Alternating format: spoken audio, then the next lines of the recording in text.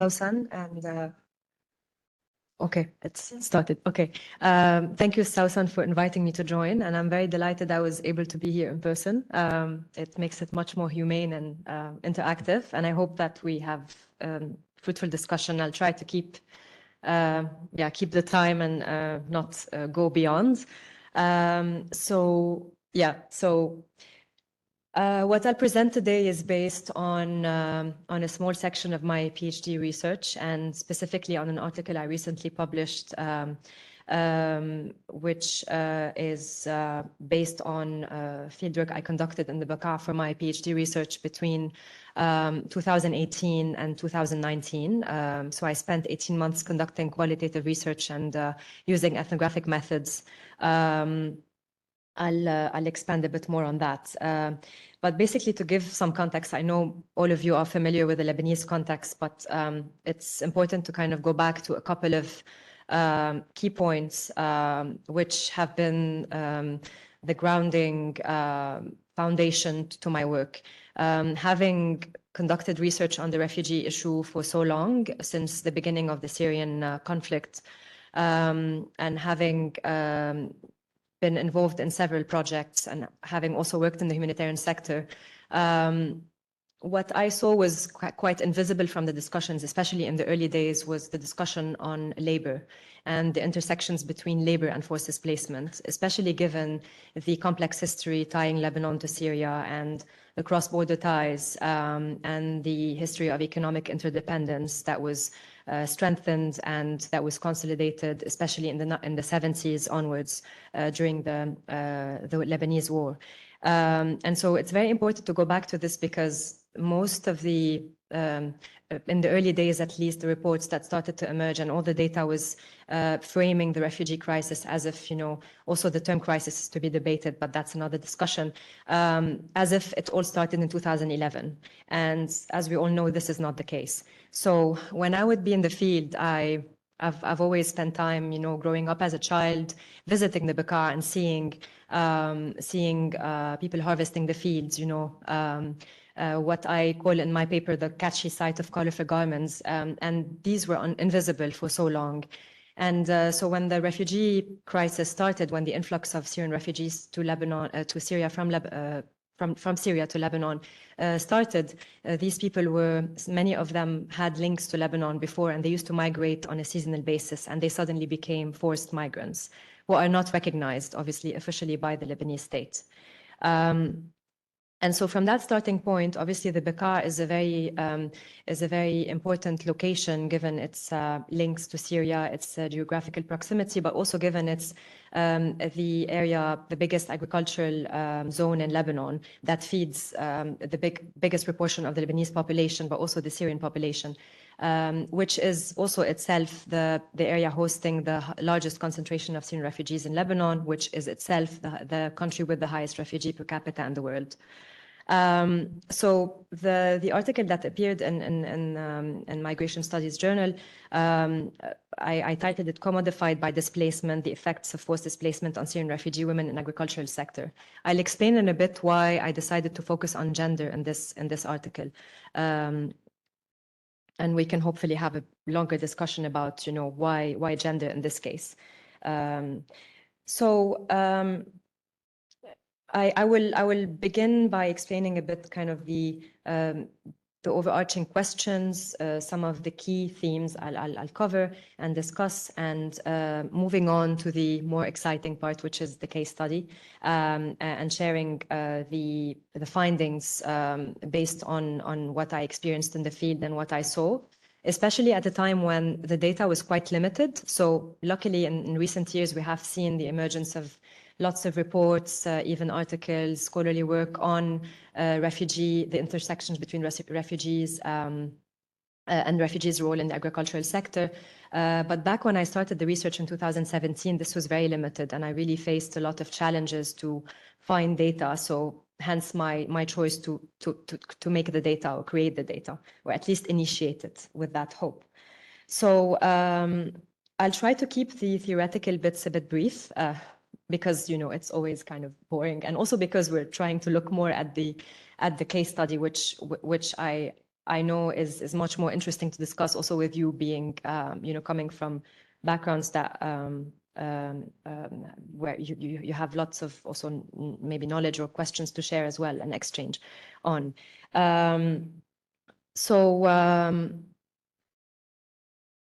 Okay, so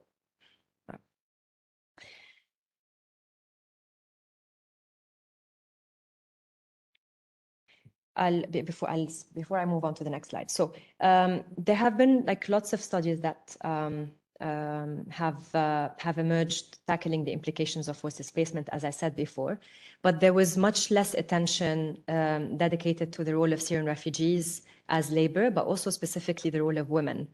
And because of the gendered very visible gender dynamics on in those labor sites, I was naturally and inevitably kind of invited to focus on gender as one of the components. Of course, there are so many other components I focused on, but for the sake of this, article and this particular part of the PhD. Having basically outlined the context, what was quite striking is that is the presence of those female workers, but obviously there were changes that happened when Syrian refugees started fleeing Syria. So the findings that are extracted that are kind of the foundation of this article are kind of extracted from 1 out of 3 large, 3 medium to large agricultural holdings, types of agricultural holdings. So I conducted fieldwork in different types of holdings, but the findings I will draw on now are based on the medium to large holdings, where basically for between 50 to 200 workers are employed on a daily basis to do all sorts of activities. So my research approach was to conduct the work with these workers and to attend the shifts with them every day. And the activities entailed harvesting different types of crops, pruning, seeding, rolling grapes into trellis, like all sorts of activities. So whatever the activity was, I would join in. From then onwards, the focus on gender became very apparent, especially that the main work conducted on these sites is done by women, and the ones done by male workers, as you can see, those pictures are limited to specific seasons. For instance, potato season is one that favors the presence of like teenage and young boys. The role of male workers is limited to activities such as lifting heavy weights, driving trucks, and so on. And so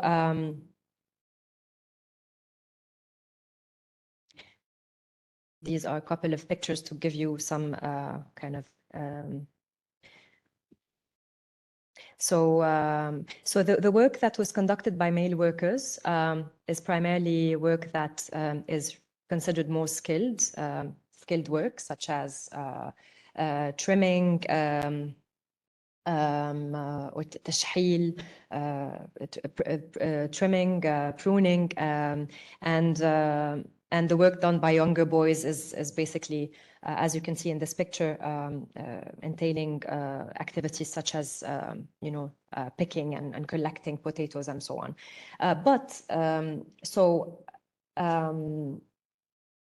The idea was, from there emerged many questions. So the overarching aim of this work and the article underlying this work is to contribute to an emerging body of literature that addresses the labor economy of forced displacement, and to make visible the role of women, which is, as I will expand on in just a bit, quite invisible in most literatures and discussions. And what I saw is that there are main gaps to be covered, especially when we go over the literature on labor invisibility, which is very apparent when discussing agricultural labor in general, and labor commodification. The discussion on gender is quite limited, but even more so when we think of forced displacement. we rarely see the intersections between forced displacement and labor commodification. And even less visible is the discussion on gender. So where is the role of gender in that? By addressing those gaps, so by trying to connect, forced displacement as a concept to labor commodification using gender as a lens, the aim would be to kind of make more visible the importance of looking at the link between labor and forced displacement from a gender lens, and especially when thinking about agriculture and agricultural work. So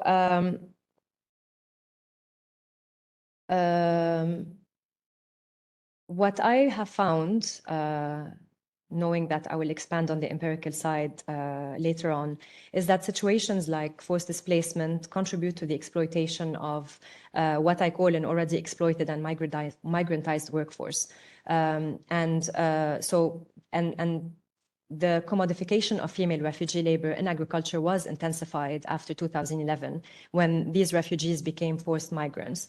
And women specifically became targets because of their dual positioning as female, but also as refugee.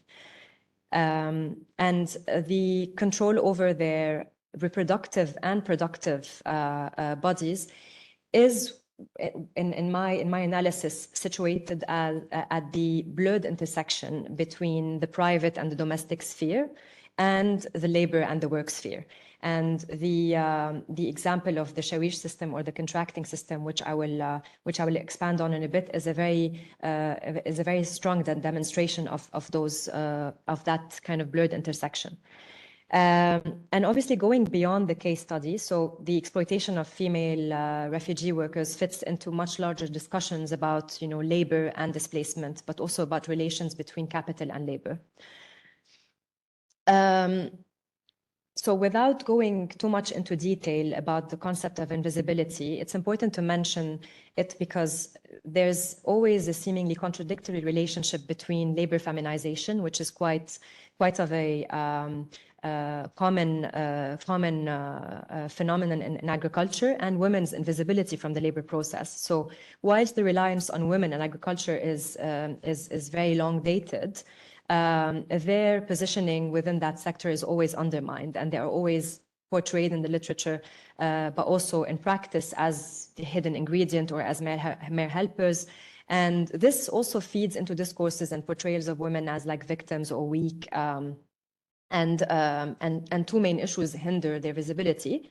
The first is, of course, the structural nature of agricultural work being initially familial, rural, and seasonal.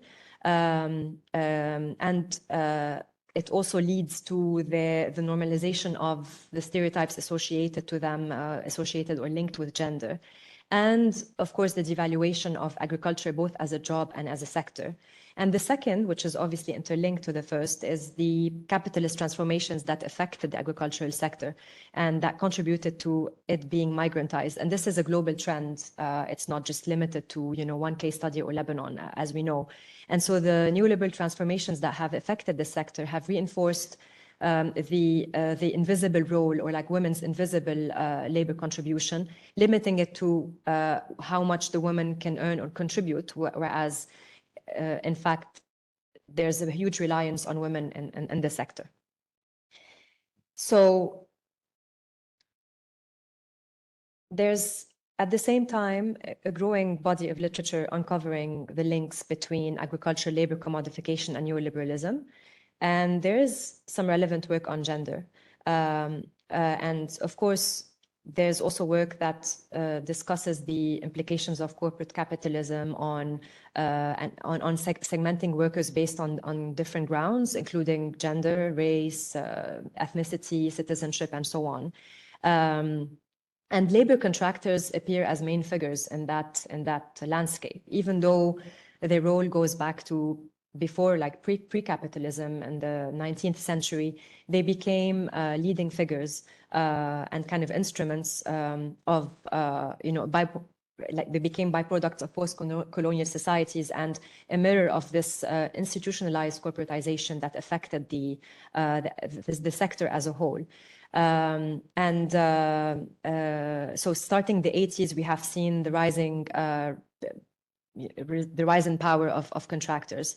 And of course, this system has driven workers into self-exploitation, where contractors and farmers and companies engage in power relations that place the worker in the middle and dispossess the workers from any form of power or ability to access their rights and protections. So why do we talk about the link between forced displacement and commodification? So there has been limited attention to those two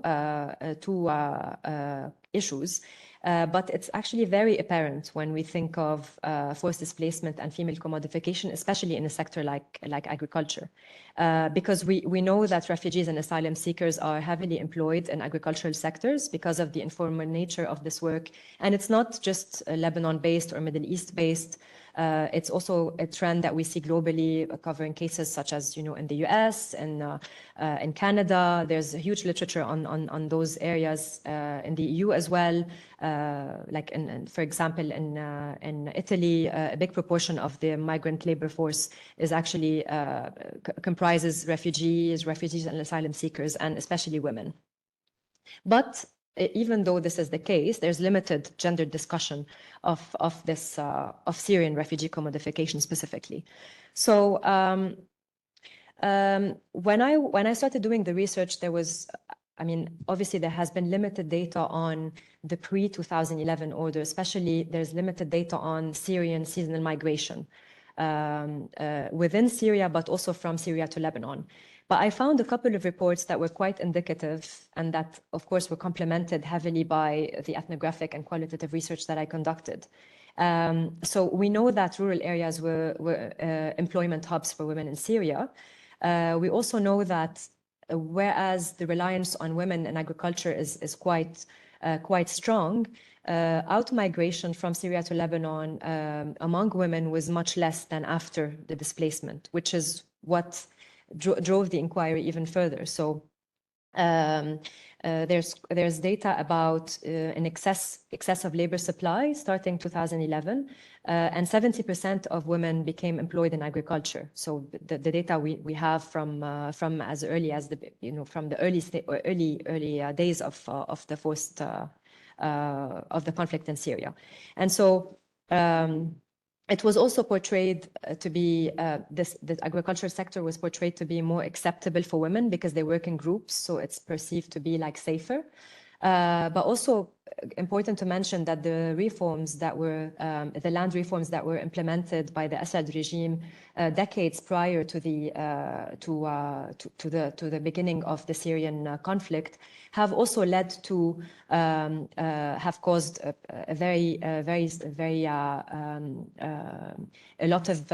lot of economic issues in rural areas in Syria, which have also driven women to join the workforce, which became seen, which was less regarded as a taboo because of the need for economic subsistence. So women became more visible in that sense. So what I saw is that one of the effects of forced displacement was the diversification of the workforce, because whereas an increasing number of Syrian female refugees joined the agricultural workforce, many of them migrated from areas that were not even exporters of seasonal workers. And that's an interesting trend, which is a direct consequence of the conflict. And many of them had never even worked as agricultural labor. Of course, the emergence of Syrian heads of households has also contributed to women playing a much more central economic role by trying to provide for the family. And I categorize these groups into two main categories. So those who used to be seasonal workers and those who had never worked in Lebanon. And those who had never worked in Lebanon, I kind of split into three subcategories. If I were to kind of give like a more polished kind of representation. So the first is the first category or subcategory is the category of unpaid unpaid labor who used to work on male-owned lands in Syria, and they used to work in Syria in the land without being paid. And the second category of workers that we have seen emerge after 2011 is basically workers or university and school students who had never worked in agriculture and were forced to work in agriculture for various reasons, including not being able to use their university or school degrees to work in Lebanon due to the restrictive labor policies banning Syrian refugees from working in sectors, in various sectors, excluding agriculture. So this has facilitated for these workers to join the agricultural sector. And of course, we have young girls and boys who were either born in Lebanon as refugees or who were very, very young when they fled Syria to come to Lebanon. The number one is unpaid labor. So this means there were no paid female. Yes. So it's kind of a remodeling of what we call al-aila zira'iyya. So they would work to help their family members, and that's how it used to be before, in the pre-capitalist time, before there was a need for labor contractors to come and to manage big holdings. But some of these women used to join their husbands during the summer in Lebanon to help them in the harvest activities, and then they would return to Syria. But they would only do so for a short period of time in the summer after their kids have finished school, because school in Syria was compulsory until a certain age, so they couldn't bring their kids with them, which is a new trend we have seen, obviously, after 2011. So another finding that I was able to come to kind of conclude is that the labor was feminized.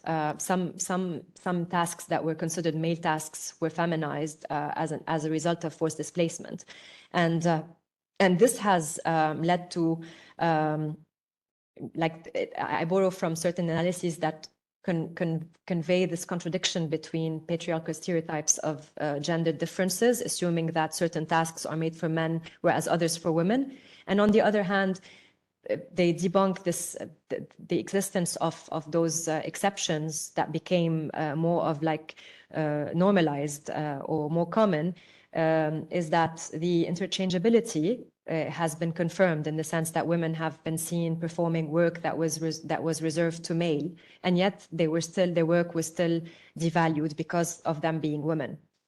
And I'll draw on a couple of interesting examples, empirical examples that highlight this starking contrast. And so 3 factors explain male labor shortage. Of course, the direct implications of war and displacement. Many women have either had their husbands kidnapped or joined the war or died during the war or disappear. So there are different cases that are direct implications of the war. And the second is, as I said, the replaceability of male with cheaper female workers, because of course it was deemed better to replace male workers who used to be paid higher wages with women who are always paid less. And there's, of course, this cultural and gender-based stereotyping. So it was deemed unfit for men to be occupying or to be working to be performing jobs that were kind of perceived as more female jobs. At the same time, also, it was deemed safer for women to work in that sector because of it being safer than working as a community, which obviously is a way to preserve, and in some cases, a way to perceived as a way to preserve the honor or like sharaf.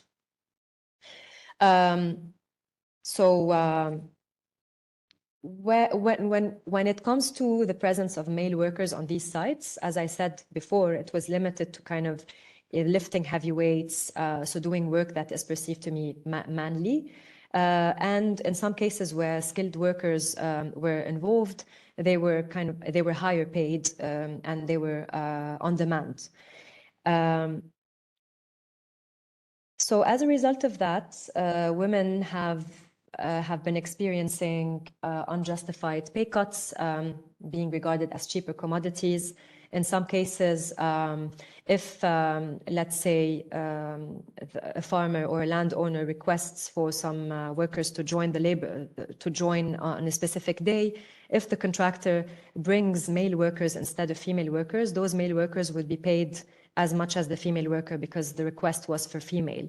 And at the same time, of course, women have been kind of subjected to more severe conditions, and they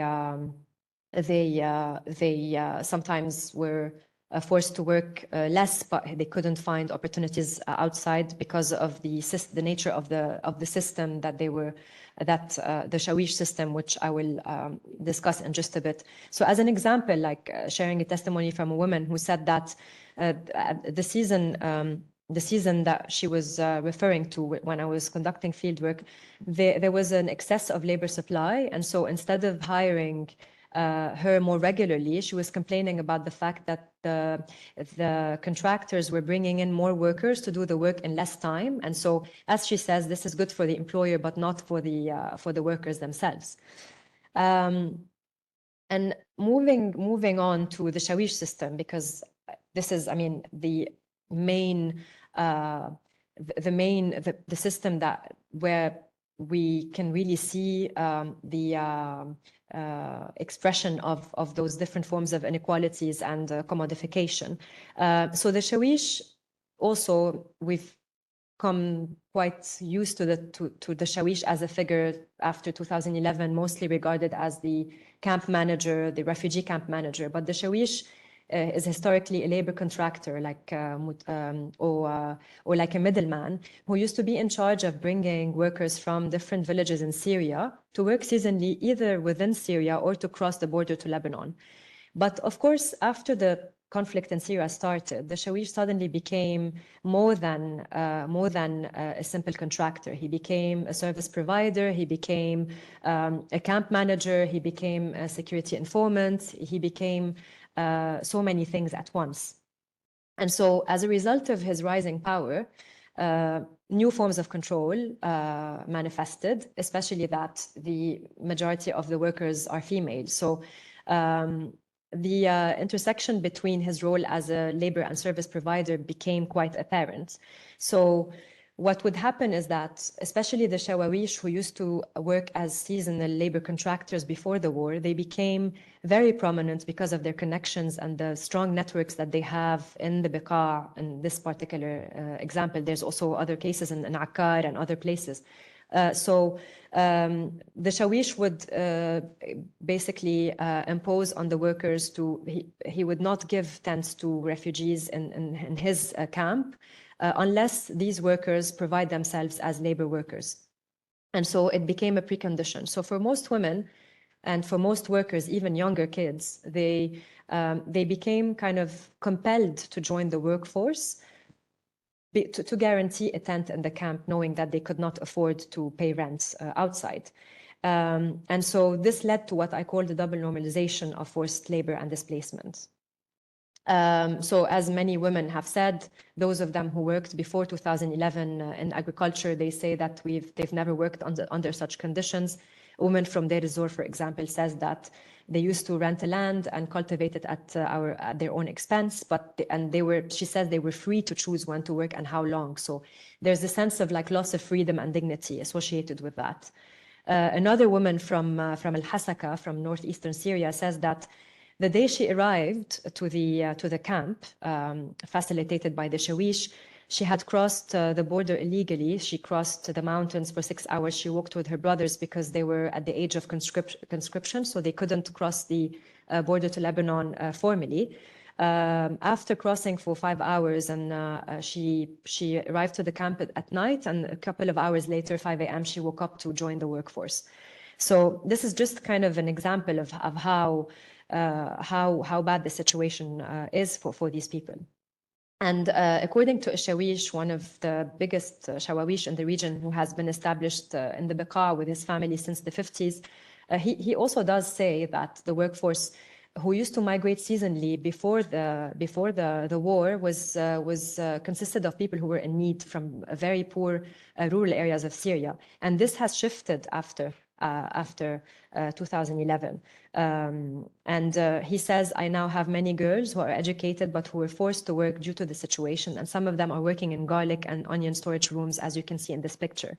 And what he means by that, I have been to the garlic and storage rooms, and I could testify that the conditions in those particular storage facilities are very dire. There's little exposure to sunlight, and these workers work like for, the shift is 4 to 5 hours. They do like 2.5 shifts.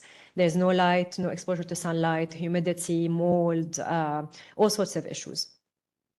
Another aspect of the Shawish system, also based on my findings, is that his role has also kind of the commodification that was kind of amplified as a result of forced displacement has affected women's lives, not just in the work sphere, but also in the private sphere, because of, as I said before, the intersections between his role as shelter provider and as labor provider. And so there are different ways in which, different new ways, like new instruments of coercion that have been used. And it was, for instance, very common for the Shawish to prevent his female workers from marrying in the summer, because it was the peak season and it's when they needed as many workers. There were days when there would be like 200, 300 workers at once. And for the Shawish to ensure that these workers would continue joining the work the shifts on a regular basis in the summer, in many cases it was not allowed for these women to marry in the summer. Of course, women complained about having duties outside of the labor sphere, but they still have their duties as wives. There have been some instances. I met a woman, I mentioned her in the article. Her name is Nadwa, or I call her Nadwa. She was complaining about the Shawish also intervening in her choice of partner. She was in love with a man. She was prevented from being with him because it was deemed not honorable, and the Shawish was collaborating with her father to try and pick her, force her to marry the cousin. And so the Shawish, he would not place her in the same labor team or warsha as her cousin, as her beloved, to prevent her from marrying him.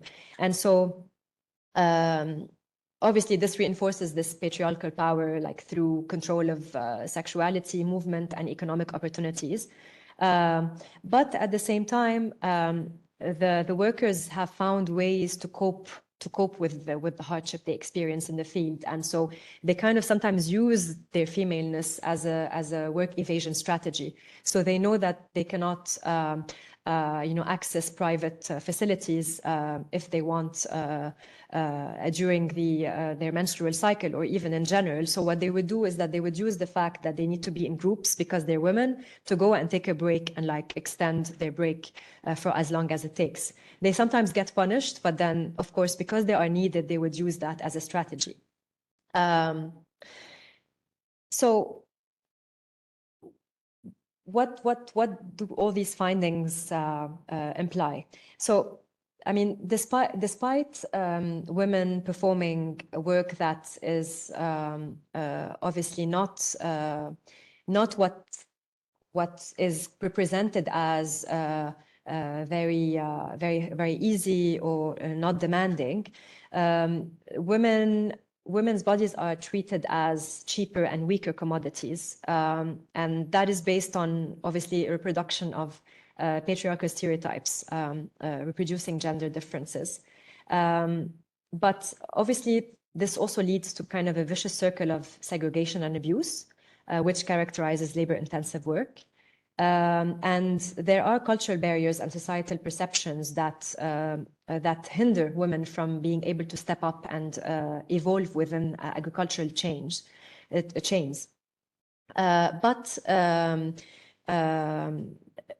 I mean, in a sense, I argue that refugee labor feminization has become a synonym to commodification and gender-based evaluation of skill and wage.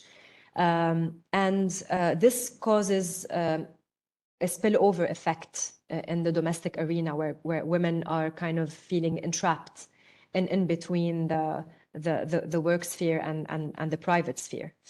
Can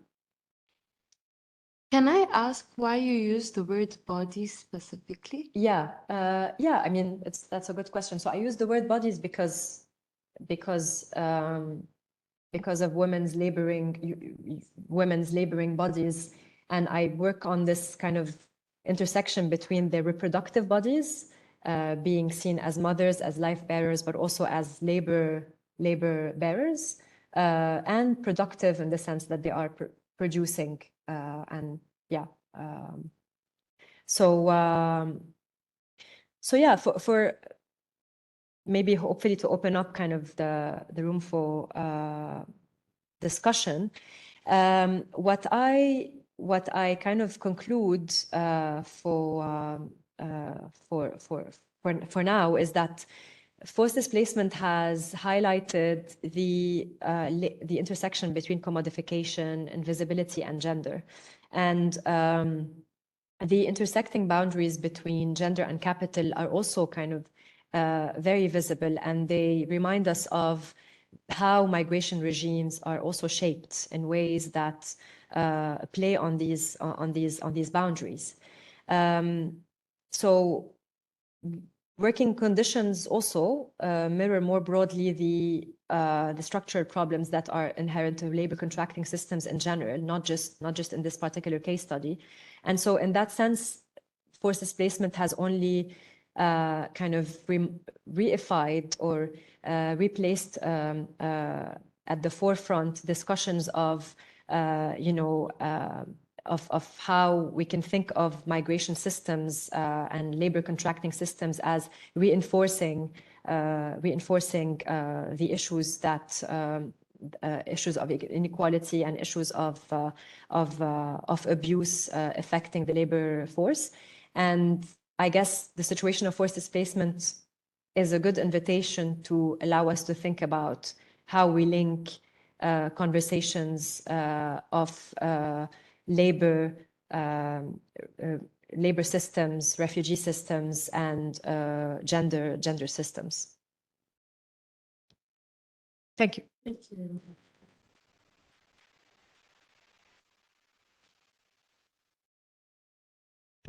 Would you like water? Or there's water here. Thank you so much, Jessie.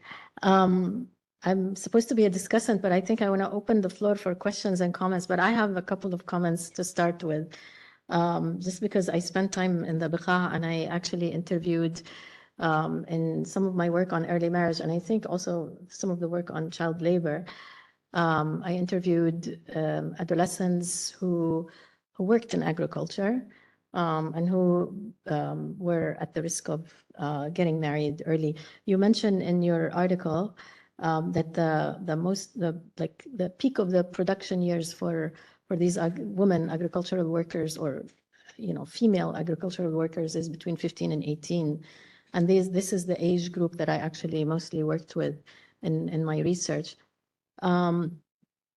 And I very much like the fact that in your presentation you have a more historical lens. You think about what was happening before 2011, and what happened after, what was happening in Syria, and what is happening in Lebanon. I think in some of the adolescents who were participating in our study, and the study was a very traditional approach to intervening and mitigating early marriage, mitigating the factors that lead to early marriage among this group. One of the things we found is that some of the girls were actually come from families that have been dislocated in Syria long before 2011. They have been working in agriculture. The way they worked in agriculture is different than the way they work in agriculture now. So you mentioned the word dignity. So in many cases, they or their mothers would talk about working in agriculture back in Syria in their land with their families, and that was something dignified that they did, whereas the work that they perform in Lebanon is humiliating for the girls. And you know, I think it's important when we think about gender also to think about age and not only gender, because also older women are not necessarily commodified the way that younger who are more exploitable and who can, you know, work in the heat and, you know, in these dire conditions, more, you know, can be exploited more in these kinds of conditions. The other point, you know, in terms of commodification, maybe if it fits, is to think about this line between working in agriculture and being commodified as a worker in that setting, and then moving into another patriarchal institution, which is the marriage, because a lot of times, and not all the time, but many times women stop working in agriculture after they get married, but then they become domestic workers. You know, they move into a family where they have to then provide a lot of the domestic work because other women and other men are out in the field working. So this move from one institution, which is this exploitative labor setting, to the private sphere where they become mostly doing domestic work all the time. And then of course they start to bear children so I don't know if you would like to comment on this, and then we can open the floor for others to ask questions. Okay. So make comments. Maybe I should have turned this on. Okay, so on your first point regarding the historical and the geographic linkages. Yes. I think I will because it's still fresh in my mind, I will start with your comment on women and age. So yes, it's true that I think I might have briefly highlighted it, but it's more kind of expansively detailed in the paper. Because of the new type of workforce that joined the previous workforce, and because of obviously time passing, the majority of the current workforce comprises younger women, because the ones who were elders and had more experience as seasonal workers had become much older. It is true that there are different forms of or levels of commodification or exploitation, and there are different kind of hierarchies even within labor teams. But I have personally met so many older women who also felt like the sense of loss of dignity because of the harsher working conditions, and because the fact that despite that they were elders, they would still be forced to like join the second and the second shift. So after working from 6 a.m. to 11 a.m., they would barely have time to go back home, boil one egg, eat it, and then join the second shift. But at the same time, of course, the younger portion of the workforce who had either never experienced agricultural work before, or who used to work at their own expense, or they would rent a land, what we call daman, and this still does exist in Lebanon. So again, this type of labor site that the labor sites that I've drawn on in this paper is only one out of many different types. There are obviously smaller worked labor teams that feel like more kind of empowered, and they feel they're not tied to a shawish, for instance, or they work in smaller teams. It's a bit different for them. I don't know if I answered everything on that point. Yeah? Okay. The second point, which was on, I think I need a pen to keep a note of, on your second point. Thank you.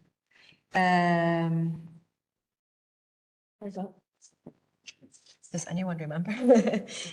So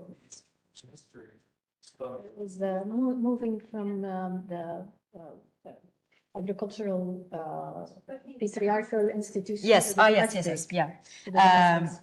I might have forgotten a slide. I think I've added it, but I might have skipped it about that. So yes, it's quite interesting, because one woman was saying that their options are limited to marry in the camp because they can only meet the men in their own camp.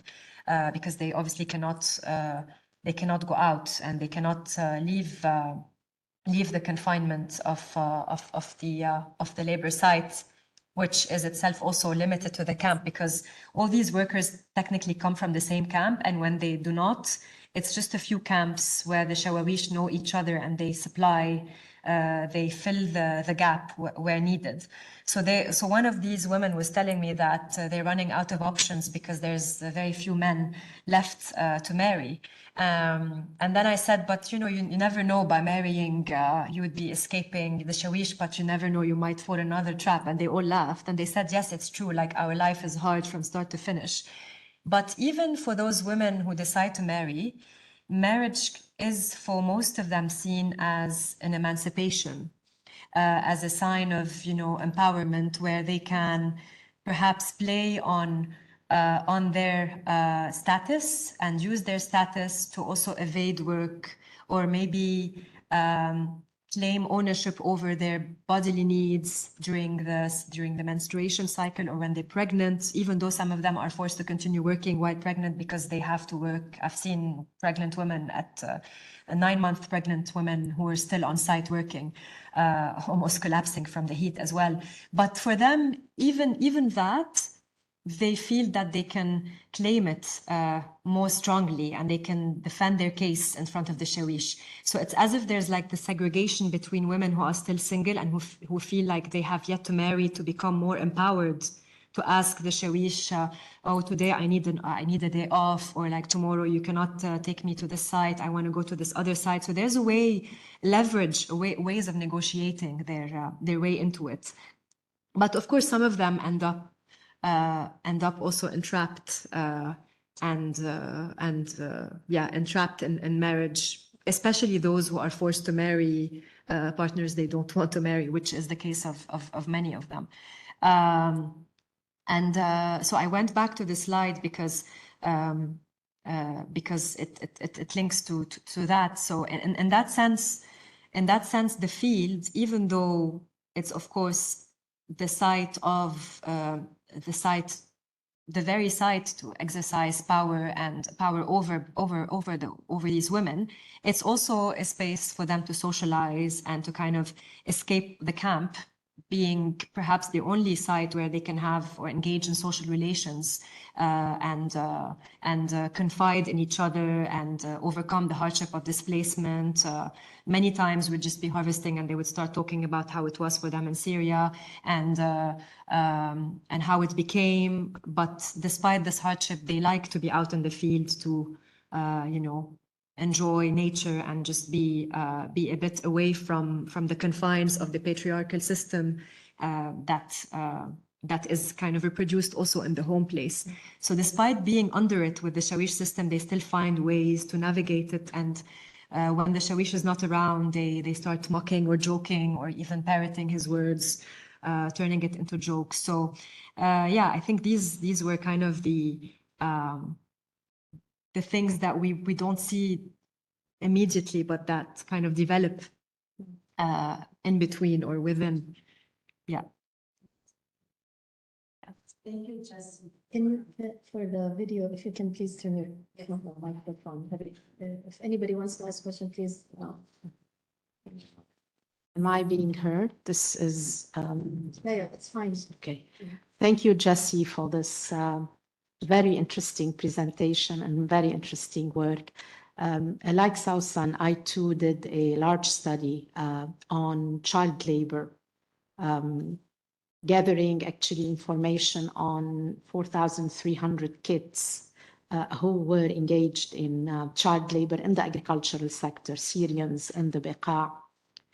We took about actually strictly 153 informal tented settlements randomly selected throughout Beqa to be able to collect information on all children who were working in those informal tented settlements. And we found plenty, over 4,000, as I was saying. So while doing this study, we identified two types of Shawish, if we can. The Shawish, for instance, in Arsal, near Arsal, there was a large camp there, was a lawyer. and he was from the same town as those people who, were refugees and came from Syria. And he spent all his day filling in applications, UNHCR applications for the people. So he was pushed into into the job of being a shawish. They called him the shawish because they resorted to him to facilitate their life, and those who could not read and write, he was helping them. And I identified also through the study women shawish. For instance, a woman who would be the matriarch of the camp, and she would be employing all these kids, 8 years, 7 years, 6 years, in onions, and in playing the land, working the land. But there was also another thing that was very interesting. Although, as you mentioned, the agricultural work was feminized, very much so, but still there was gender segregation of specific tasks, maybe for efficiency. As you said, the women are paid less, and especially children, girls, are paid even less. And we identified that they would be spending about 5 to 6 hours in the sun every day for the girls, and that average was higher than that for boys. Paid less, more perseverant in their work, and etc. But there was some tasks that were only done by boys or girls and reserved for them, as if it were for power, or because for efficiency, or because this type of work deserves more pay, so you would keep it for the boys or men. And I mean, this is what we found. Yes. I don't know if you can comment on this, if this was also your observations. So the gendered segregation persisted, even though the agricultural work was normally feminized. Now, we also saw women, like what you said, 9 months pregnant and still working in the field. So this marriage thing or pregnancy did not really relieve her 100% from this dual role. And but also for women, and I don't know if you have identified that, and for adolescents like 18, 16, 17, who are at the age of marriage, this double burden, working in the tent at home, homemaking, and helping raising the children, and etc., was still a role for her to play. So the production and the reproduction, and this dual role made it difficult on women in general. So I did not feel that the women were relieved through marriage as such. I think it's added on their burden rather than relieving them. Can you comment on this? Absolutely. I delve into this in much more detail in the paper. So your point on the segregation of tasks, absolutely, like this is very common. And in fact, that's why, like, for example, during the potato season, it was much preferred to have boys, small boys and kids, because they are بيقولوا شهلين, like they are faster, they're more agile, they're more flexible, they can run, because it's quite exhausting. Like the days when we would harvest potatoes, I would be pan-fried at the end of the day, because you're exposed to beqa heat, like 40 degrees plus, no breaks, barely 5-minute break, especially when it was for those big companies, potato chips companies. The work was so fast and there were no breaks. Normally the workers would take like half an hour. Sometimes there's no time, and especially in the presence of the big contractors, they have to do it faster. And so the kids were on high demand for the potatoes. Same for other, so for example, some tasks such as like grape trimming, rolling grapes into trellis, they always wanted more experienced workers, but it was a challenge they were facing because they just needed workers, and sometimes they wouldn't find the skilled ones, because the skilled ones would work in other sectors that are more lucrative, especially the men who had expertise, and because it was more expensive. So they'd rather bring other workers. So yeah, there were all these dynamics, and depending on the site, the location, the type of crop. I worked in Arsal, but not for this research long ago. And I know that there are a couple of women shawawish in those areas. It's funny enough a bit more common in North Bekaa from my knowledge, at least back then. I didn't. Yeah, Abelias too, yeah.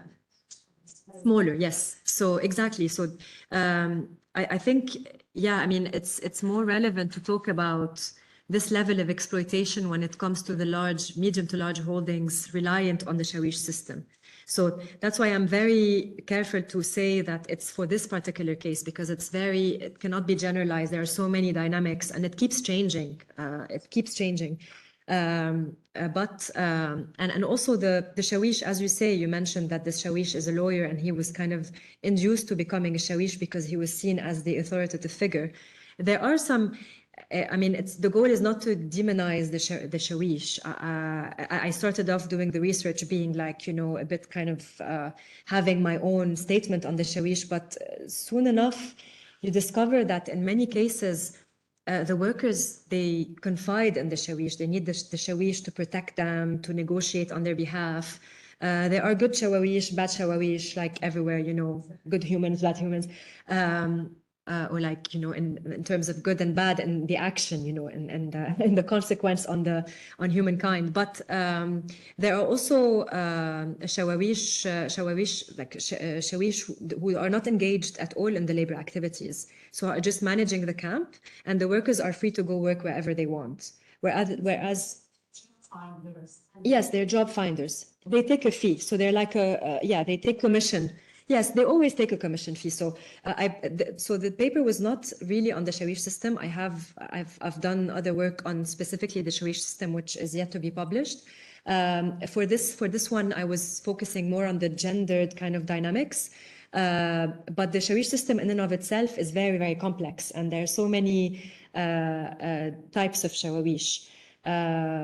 So these particular ones that I've highlighted are typically the ones who want their labor force to be working for them.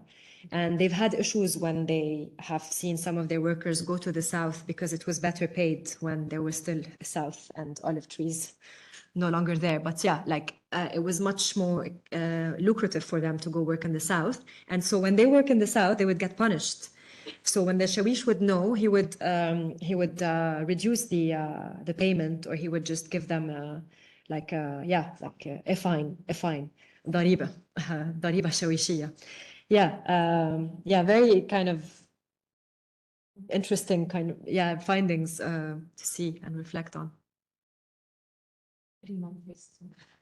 Hi, Jessie. Thank you for this. If I may, I would love to ask you this question because I know you are an anthropologist. When it comes to identity formation of these female refugees, from what I see and I don't know if you tackle this in your paper, so if you do, I would love to hear more about this or more from your empirical findings.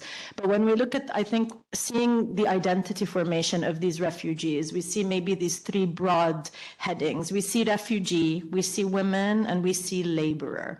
And a lot of times in just thinking about this, maybe these identities may be perceived depending on, and I loved how you divided the different age groups, because you may have female refugee who came into Lebanon prior to 2011 and then had that stark shift in their identity versus the female refugee who was born here and who grew up here and who later on came into, having to work in the potato fields and whatnot.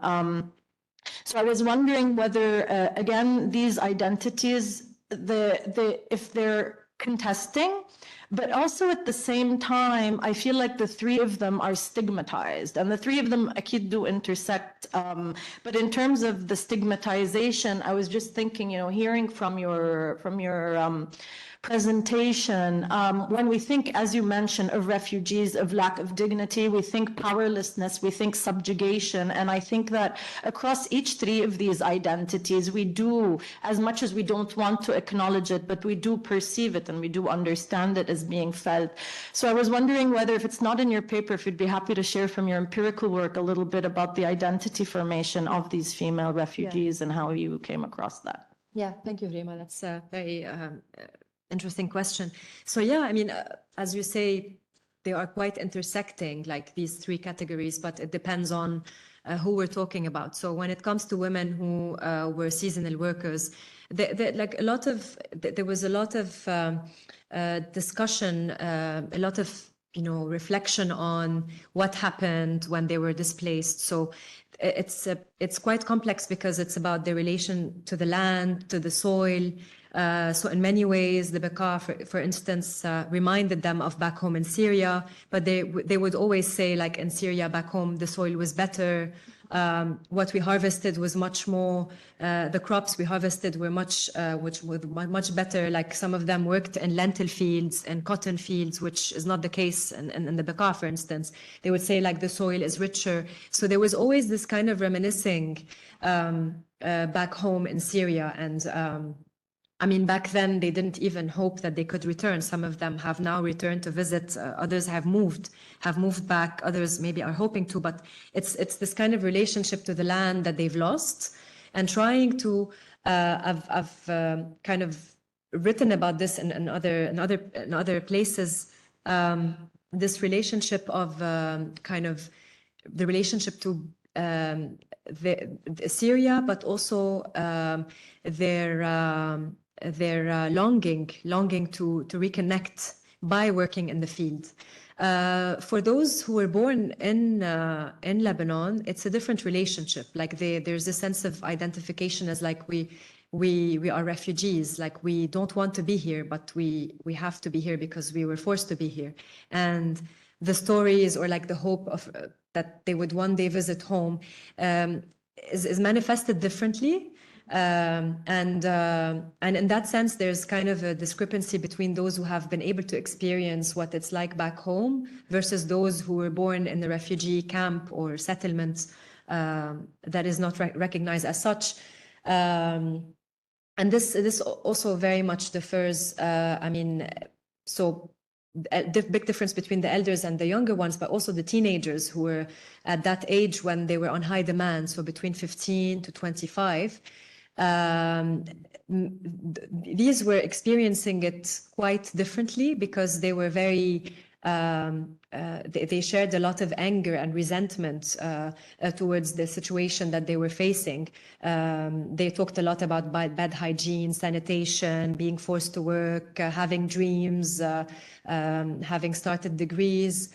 I've met many teachers who used to teach at school and who used to teach at university and who were receiving their training and who were very upset that the system has forced them to work. And some of them had skills like sewing clothes and whatnot, but they couldn't afford it. And so they were obliged to stay with their families and in many cases provide for their male family members. And many of them were unable to receive the salary themselves. So they would earn the income, but someone else would be receiving the income. They couldn't even earn the income themselves to give it then, to decide if they want to give it to the other family members, mostly male members. So it's a lot of, it's a lot of hardship, like as, you know, yeah.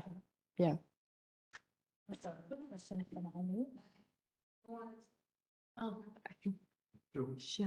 Go ahead. Sorry. I didn't notice. Hello everyone. My name is Maya, and I'm actually from Al Bekaa. I primarily live in Riyadh. Many of you may know it from Eric, which is an agricultural workspace created by AUB.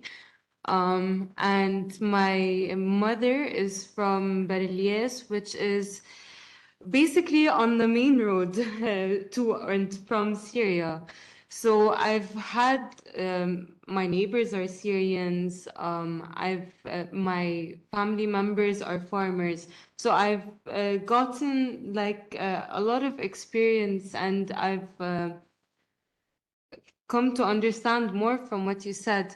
But I wanted to comment on something. You kept using the word forced, and I wanted to comment on that. So you were saying right now that women do not have, sometimes cannot like keep their money to themselves.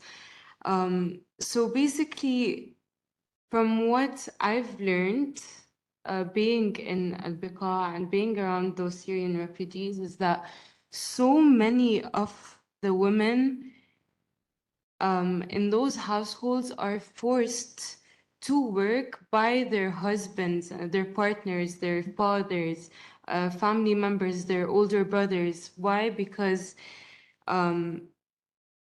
they have a problem, they're in debt, whatever, so they force the women to work. And then these women, all the money goes to whoever forces them to work. And obviously, if they don't want to work, or if they revolt and say, no, I don't want to work, I'm already doing enough, or I'm pregnant, or whatnot, they get domestically abused. And I think we haven't shed much light on that. So I wanted to shed light on that a little bit. And if you could comment about Yeah, yeah, thank you. Yeah, thank you for that point. Yeah, I mean, of course, there are so many such stories. I guess, I mean, the focus of the paper was not to really highlight what goes on outside of the labor sphere as much as the implications of what happens in the labor sphere on their private lives. But of course, there were so many cases of, women who were subjected. But I was quite careful on not portraying just one view of like women as just being forced and inferior and whatnot, and rather highlight how the system itself is one that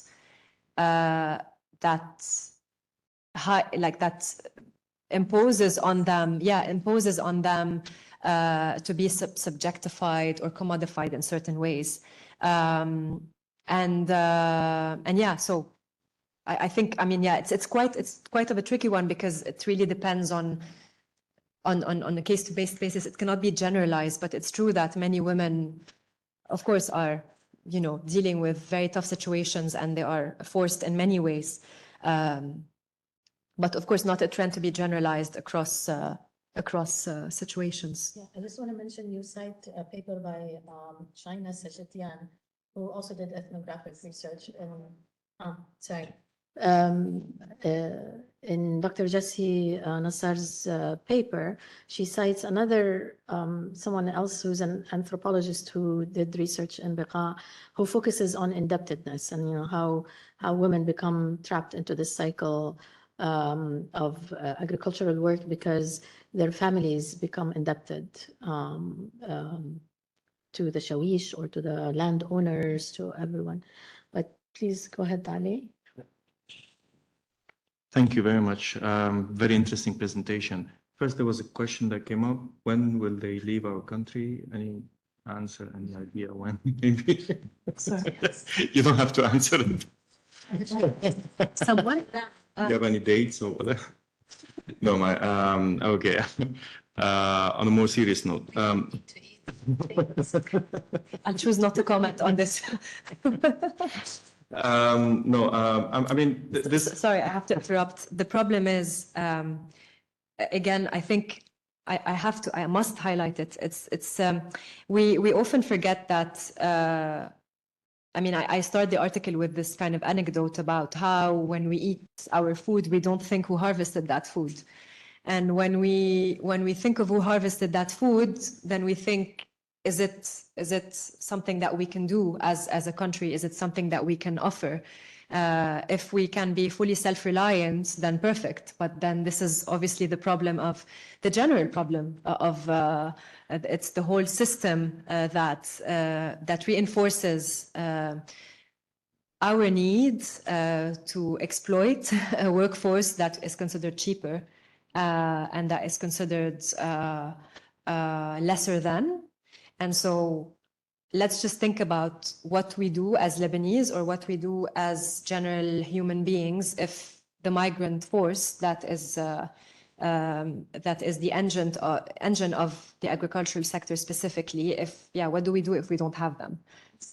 And what do we do if, our It's country... very interesting you should bring this up because this, in the public sphere and public discourse, this is always, the public discourse always polarizes this as Lebanese against Syrian. But the minute you tackle it from a labor perspective, and I've had this discussion from the other side, from labor hirers, these whole differences dissolve and the question gets tackled purely, almost purely, without any reference to nationality. Of course. In labor terms, exploitative or not, right or wrong. This fascinated me. The minute you tackle it with farmers in the Bekaa region, these whole differences, Yeah, ethnic or absolutely. otherwise, Yeah. sectarian, they dissolve purely. Yes. There's whatever is expressed is purely a need for this labor, but in better shape and better quality and better whatever. I mean, the claims are multiple, but it's a very interesting question. But your work is probably an opportunity to try and anchor this work within the wider debate on agrarian change and agrarian transformation. And you do mention the issue of devaluation of labor. And this is something that has captured my thinking about this issue lately. The way agriculture and farming is articulated within the wider economy in Lebanon, typically of countries in the south, is in a bitter squeeze, if you may. So agriculture being squeezed by other sectors within agriculture, sectors upstream or downstream from farming, squeezing the farming sector, and then within it, large landowners squeezing the smaller one. It turns out that there's a cascade of exploitations, and all of it leads to these various strategies of devaluing labor, of which this is an example. Yeah. And it seems to be, and I want to tackle it from the point of view of resolving these issues. Is it possible at all within this wider configuration? Because to my mind, I think, many people are quick to jump at, solutions to these problems in terms of rights, gender rights, or citizen rights, or whatever, ignoring the wider matrix within which this works, which actually necessitates that this value remains devalued perpetually, and that we create reason after reason after reason for devalorizing it and devaluing it from a variety of perspectives. Is there a possibility at all for imagining ways for emancipation for these laborers, whether they are females or otherwise, within this wider matrix that makes it almost an impossible affair? I mean, do you have any comments on this? It's such a dream, no? Because the voices from the women themselves carrying this message. Yeah, it's a very complex. I mean, I wish we could resolve it. I've thought a lot about this. Minutes. Yeah. Wow. 7 minutes. 7 minutes. I think. I mean, I started this research in 2017, and now we're like almost in 2027, and we're still thinking about 10 this. minutes plus 7. Yeah. 10 years, I mean, 7 minutes. I think. I mean, there are so many ways to think about this. Of course, like if the labor laws were, I mean, if there's a labor system that ensures certain protections for these workers, we wouldn't be faced with such problems. But as you say, like it's all about the capitalist, structure of the system that strengthens these relationships and that makes sure that these workers are, where they are, and that the system is one that feeds from, it feeds from these layers of vulnerability. I mean, whether we can really, I think a good starting point is to think about our reliance on let's say in this case, this workforce, and how we can at least acknowledge that reliance. And I think this is an overall problem. Like when you think of migration policies and how they're designed to include but exclude these categories of workers. So we need you, but we only need you for a certain time. And where it's tricky with agriculture specifically, it's that because it's seasonal, it fosters this the exclusive policies, because we only need you for a certain period of time, and so beyond this period of time you're excluded. I mean, we've seen what happens like during the COVID-19 pandemic when Donald Trump he gave exemptions only to seasonal workers coming from Mexico. Now no longer, because he decided that Mexican migrant workers are not indispensable to the US economy. Let's wait a few months and see what he will do. But like back then, he gave exemptions to seasonal workers to cross the border from Mexico too. And same happened in different contexts and regions. So I think if we think about the seasonal programs, there are lots of now initiatives to try and like contain and limit the role of contractors, but the problem is that contractors also feeding the system and are working in coalescence with the big corporations. But on your point regarding the farmers who benefit from the from these workers, as you say, when we talk about it in Lebanon from a labor perspective, everyone suddenly agrees that without the Syrians we cannot rebuild, we cannot regrow. But even, I mean, I've covered this in my research. I mean, because obviously it was inevitable. The data was so like it was so flagrant in the conversations where they would start complaining about the situation, and then suddenly they would not see that they've shifted their narrative towards the end of the conversation, saying that without them we can't do anything. And many of them weren't happy about the shawish system. Many farmers, landowners, Lebanese landowners weren't happy. They're not, but then they've tried. I've met someone who has tried to go without it. One day the workers would come, the next day they would not come. So then his conclusion was, without the shawish system, I cannot do, because I need to guarantee that my workers are returning every day. Otherwise, I would lose the season. I cannot harvest and I cannot ship, I cannot export, I cannot do this and that. And so it's very, yeah, it's a very complex kind of intersecting kind of dependencies that you cannot really untangle from one side. It's a whole system. But I mean, a starting point is to pay the workers better, I guess, Kamal. As you mentioned, just in your presentation, also the shawish plays as the power of collective bargaining. Yes. Is speaking on behalf of a mass. While the workers cannot negotiate individually. No. That's why they go back to the shawish. Yeah, but even if we think of the kafala system, I mean, I had to go over all of these different systems in my research, because obviously there are so many intersections. All these different migration systems, sponsorship systems, they work pretty much in the same way. Different scale, and this is where it's interesting to see that these refugee regimes are very much interlinked with the labor migration regimes of managing through contractors and middlemen and all of that. Yeah. A question, not conceptual, not methodological. Yes. So I think for the sake of everyone, what are the logistics challenges that you faced as a researcher doing the research? Where did you interview them? Yeah. What were the obstacles? And how did you do that? You had with them, right? Yes, of course. Well, Yeah. I stayed. So I mean, we had the discussion yesterday with Sousan. So it's true that I'm very much, like the work I did is very much anthropological, but because my background is also in political science and Middle East politics, I didn't limit myself to one confined, discipline. And so this helped broaden a bit my kind of questioning of things.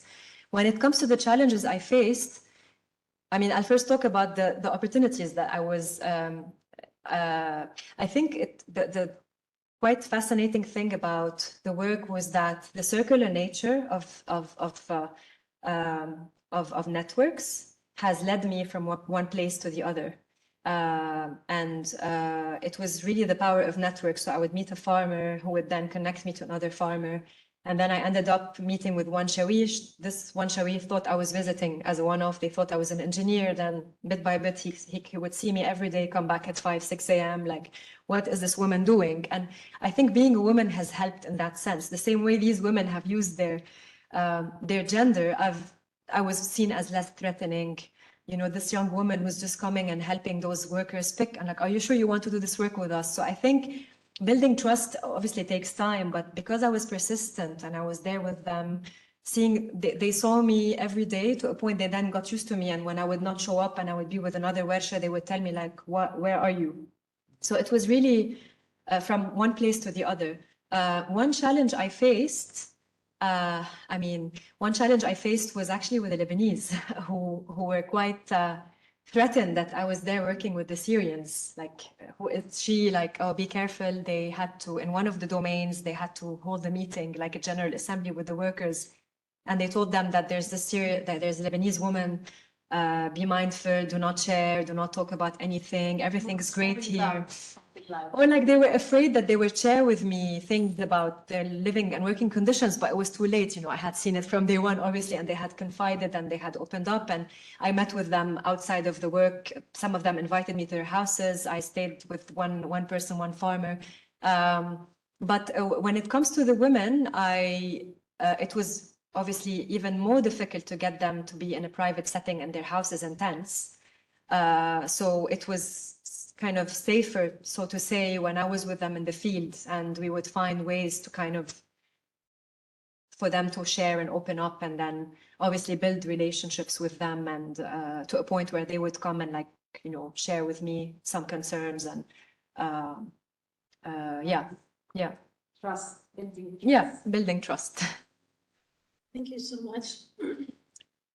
It's past 5. It's 1 minute after 5, but thank you so much for this stimulating talk. And thank you everyone for showing up and for your comments and questions. Thanks.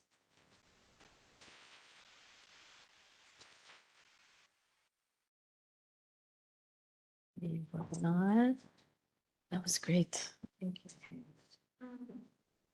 There are 2 people who sent me emails around 4 p.m. about not being able to connect. I just saw the emails once. I wasn't checking my email. I don't know how they got my email. Maybe because they sent the announcement with your name, probably they want the announcement. They must have Googled. Oh, yeah. It's too bad. I have their names. I tried to keep the time. ولا طلعت على الوقت ولا شيء كرجت. No, it's just for 40 minutes. That's 40 minutes. Okay, good. Yeah. Okay, great. But the discussion is about there. The discussion, which is yes, sure. My name is Luna. I'm from Gats in Victoria. I did not visit there was a camp right next to my house. And she works for an NGO. Where basically the outreach has to go to these camps every day to like find their cities. Okay, back to back. I did that during the summer, and I used to go with the outreach early childhood education programs. We had to go to their places. So we went to Gats and went to Hussein. Okay. My mom also had a project in our state because of the Shewish, and they were cooperative need. Oh, really? And they did not want beneficiaries to be receiving psychosocial support such as hygiene kits. But that's we give early childhood education, and not only that, professional training for the women. They did not accept, but in Okay, interesting. yeah, they brought like a lot of women there to learn like sewing, and they learned the makeup, and they learned this. Do they work in agriculture too? Oh, okay. But how were they able to I have no idea. It was mostly like my mom was in education where the children receive education. The women will also come receive like support lessons and hygiene. They would come maybe once a week, but usually they outreach with the boys' position. Okay. Oh, wow. Like a very interesting point. I did not see like a lot of NGOs working while you were on that. No NGOs at all. Oh, because I was fair enough. So much. It was lovely to listen to you and to meet you. Let's stay in touch.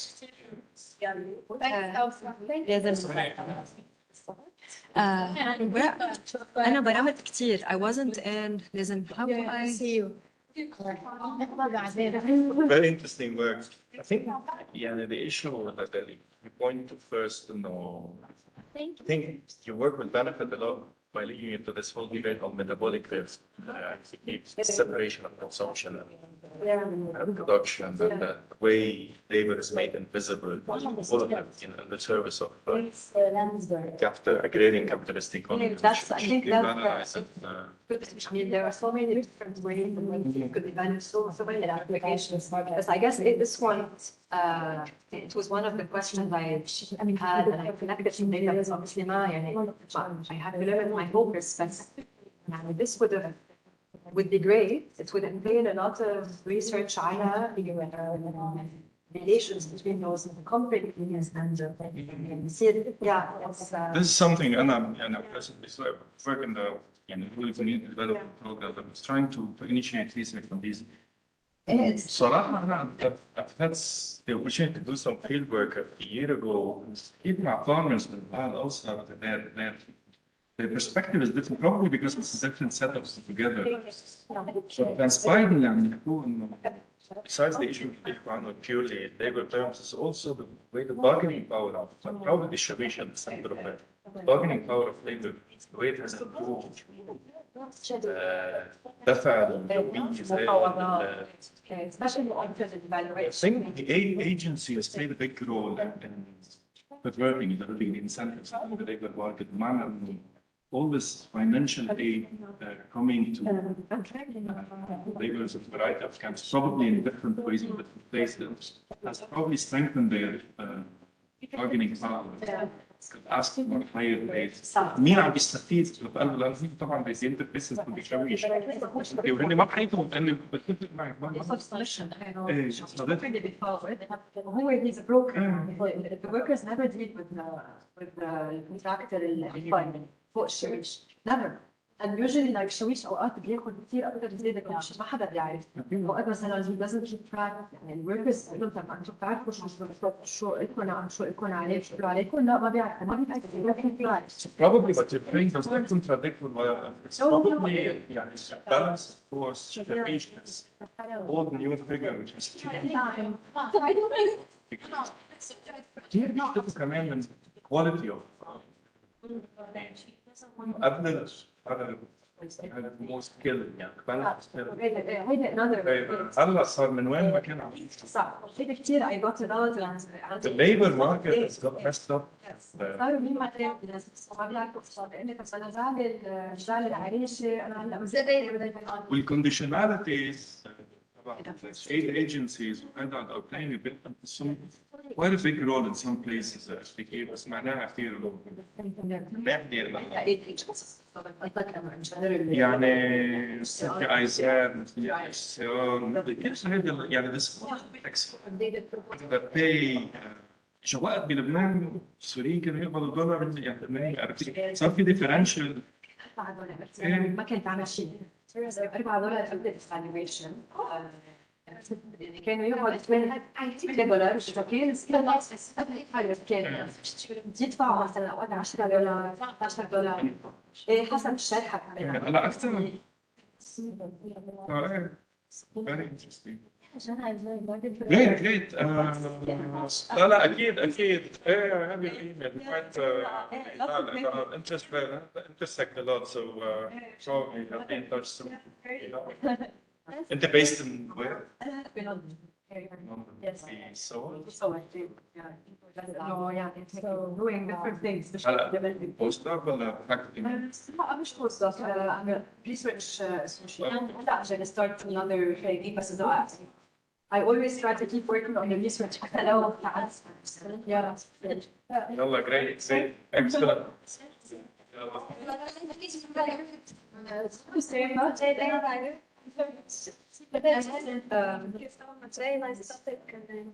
Yeah, it's هيك it's nice to ارجع بالوقت شوي. There was no one like broke those. يلا لا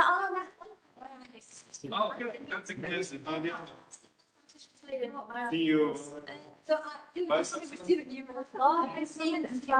كيف بيسكروا هيدا؟ ايه صح عندي access أنا بعدين اتخصصت.